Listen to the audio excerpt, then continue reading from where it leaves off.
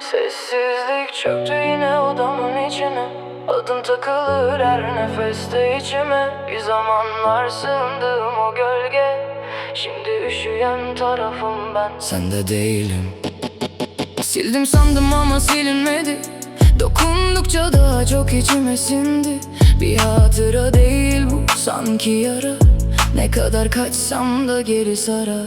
Gitmiyor, gitmiyor bu hatıranın kokusu.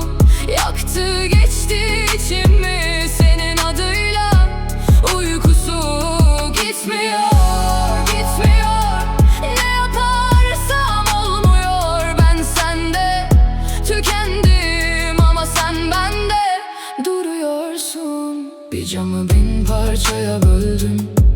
Bitti dedin, ben büyüdüm. Kestiğin yerden değil artık, en çok oradan güldüm. Kanattığın o yer var ya, şimdi en güçlü yanım oldu. Sen giderken sandım ki biter, bende hikaye yeni doğdu.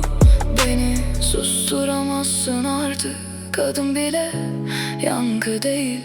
Bir zamanlar her şeyimdin, şimdi sadece geçtin, söndü ışıklar. Ama ben